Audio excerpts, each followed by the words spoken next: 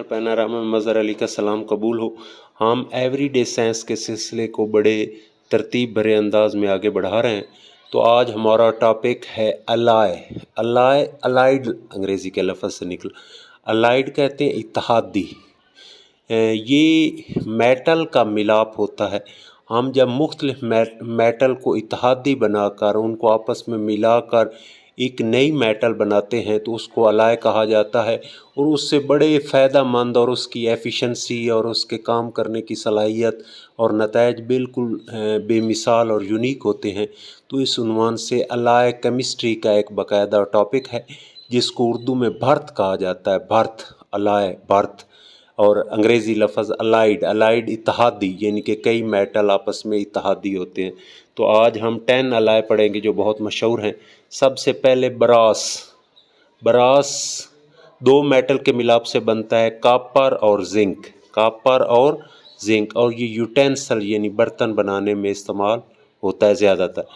Bronze में brass में copper में जिंक होता था, इसमें कॉपर के साथ टिन होना, ठीक है।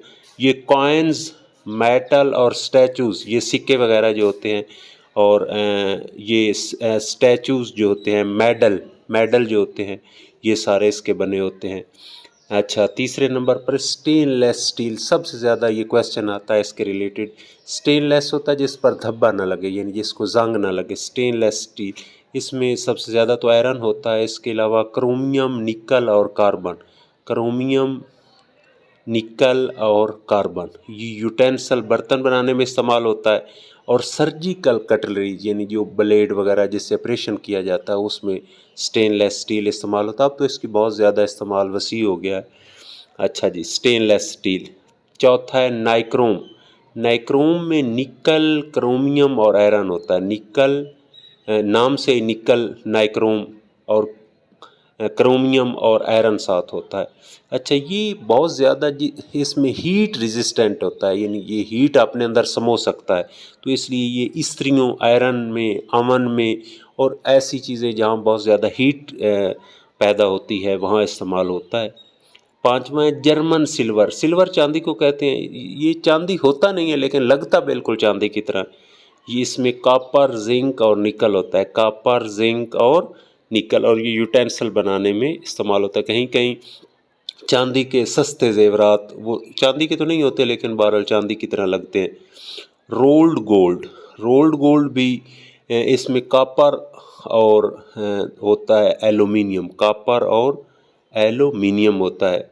ये चीप ऑर्नामेंट्स बनाने में इस्तेमाल होता है। कॉपर और एल्यूमिनियम होता है और चीप ऑर्नामेंट्स बनाने में ये सोने टाइप लगता है। अच्छा, गन मेटल, नाम से ही ज़ाहिर है बंदूकें बनाने में इस्तेमाल होता है। कॉपर, टिन, जिंक और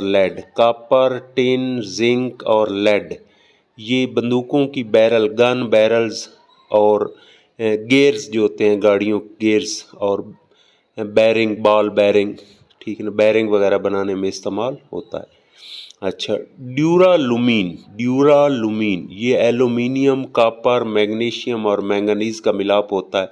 एल्यूमिनियम, कॉपर, मैग्नीशियम और मैंगनीज। अच्छा, ये बहुत पैदार हो जाता है। ड्यूर पैदारी से ही निकला है, और हल्का होता है, इसलिए जहाज़ों वगैरह में, यूटेंसिल में इस्तेमाल होता है। यानी वज़न नहीं बढ़ता लेकिन पैदारी बहुत बढ़ जाती है। इसी तरह मैग्नोलियम भी एल्यूमिनियम और मैंगनीज में होता है। ये ज़्यादातर एरोप्लेन्स में इस्तेमाल होता है। ये भी हल्का होता है और इसकी पैदारी कई गुना ज़्यादा होती है। लास्ट है सोल्डर लेड और टिन के मिलाप से बनता है। लेड और टिन, और ये चीज़ों को जोड़ने यानी सोल्डरिंग पर्पज़ में इस्तेमाल होता है। मैं एक दफ़ा फिर रिपीट कर दूंगा। ब्रास, कॉपर जमा जिंक यूटेंसिल में इस्तेमाल होता है। ब्रोंज़, कॉपर जमा टिन, ये कॉइन्स, मेडल्स और स्टैचूज़ में इस्तेमाल होता है। स्टेनलेस स्टील, आयरन, क्रोमियम, निकल और कार्बन, ये यूटेंसिल, सर्जिकल कटलरी वगैरह में इस्तेमाल होता है। नाइक्रोम, निकल, क्रोमियम, आयरन, ये हीट रेजिस्टेंट होता है, आयरन ओवन में इस्तेमाल होता है। जर्मन सिल्वर, कॉपर, जिंक, निकल होता है, यूटेंसिल में इस्तेमाल होता है। रोल्ड गोल्ड, कॉपर और ये एलुमिनियम होता है, चीप ऑर्नामेंट्स बनाने में इस्तेमाल होता है। गन मेटल, ये कॉपर, टिन, जिंक और लेड का मिलाप होता है। गन बैरल, गेयर्स और बैरिंग में इस्तेमाल होता है। ड्यूरालुमीन, एल्यूमिनियम, कॉपर, मैग्नीशियम और मैंगनीज होता है। और मैग्नोलियम, एल्यूमिनियम और मैग्नीशियम होता है, एरोप्लेन बनाने में इस्तेमाल होता है। सोल्डर, लेड और टिन होता है और ये चीज़ों को जोड़ने यानी सोल्डरिंग पर्पज़ में इस्तेमाल होता है। अलाय धातों का मिलाप होता है और इससे बहुत ज़्यादा इफ़ेक्टिव और बेहतर रिज़ल्ट हासिल होते हैं। Thanks very much.